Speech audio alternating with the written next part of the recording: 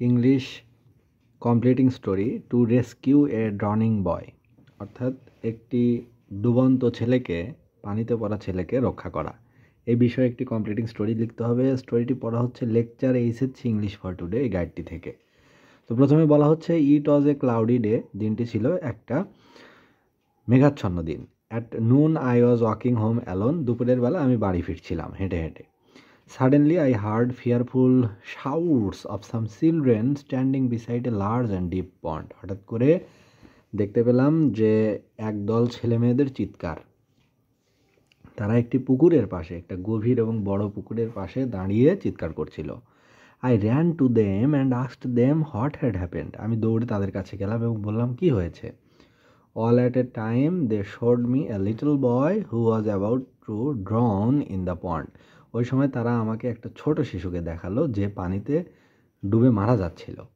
Without the least delay I jumped into the pond and swam to the best of my ability. এটা দেখে আমি তৎক্ষণাৎ আর চিন্তা না করে লাফ দিলাম পানিতে এবং আমার সাধ্যমতো সাঁতার দেওয়ার চেষ্টা করলাম। As I reached the drowning boy I first raised his face above the water level so that he could breathe. যেমাত্র আমি তার কাছে গিয়ে পৌঁছালাম, ওই মাত্র প্রথমে আমি তার মাথাটি তুলে পানির উপরে তুললাম, অর্থাৎ পানির উপরে তুলে সে যেন শ্বাস নিতে পারে এই ব্যবস্থাটি করলাম। Then I placed him upon my shoulders and quickly swam back to the edge of the pond. তারপরে আমি তাকে আমার কাঁধে নিলাম এবং খুবই দ্রুত পুকুরের কিনারে বা পুকুরের পাড়ে আমি সাঁতরে চলে এলাম। I learned from my uncle, আমি আমার আঙ্কেলের থেকে শিখেছি, who is a village doctor, যে একজন গ্রাম্য চিকিৎসক, how to give first AIDS to any drowning person, যে একটা ডুবে যাওয়া লোককে কীভাবে প্রাথমিক চিকিৎসা দিতে হয় এটি আমার আঙ্কেল বা চাচার কাছ থেকে আমি জেনেছি। I acted accordingly and soon the boy came to senses, আমি সেইভাবেই কাজ করলাম এবং খুব দ্রুত ছেলেটি তার জ্ঞান ফিরে পেল। ইন দ্য মিন টাইম, ইতিমধ্যে many villagers gathered around me, ইতিমধ্যে ঘটনাটি জানাজানি হয়ে যাওয়ায় গ্রামবাসীরা সবাই আমার চারপাশে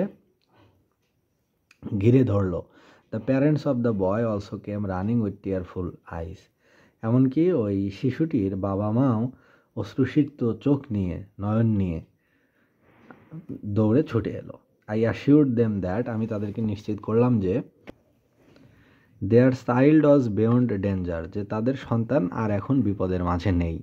দে became so happy that they could not speak anything, তারা এতটাই আনন্দে ছিল, মানে আনন্দিত হলো বা খুশি হলো যে তারা কথাই বলতে পারলো না।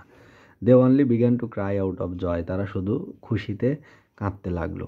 When I was about to leave the place they blessed me from the core of their hearts and requested me to visit their house any day I liked, এবং যখন আমি বাড়ি ফিরছিলাম ওই সময় তারা আমাকে আশীর্বাদ করে দিল, আমাকে আমার ভালো ভবিষ্যতের জন্য দোয়া করে দিল হৃদয়ের অন্তঃস্থল থেকে, এবং আমাকে বলল তাদের বাড়িতে যেন আমি যে কোনো সময় বেড়াতে যাই।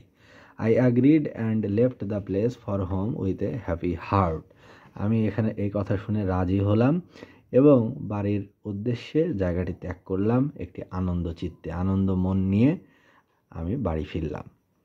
কারণ একটা শিশুকে বাঁচাতে পারার যে আনন্দ, সেটির আসলে কোনো সীমা নেই, এবং সেই আনন্দ বোধ করলাম এবং গ্রামবাসী, ভিলেজার এবং সেই প্যারেন্টসের যে দোয়া, যে ব্লেসিং, সেটি নিয়ে আমি বাড়ি ফিরলাম।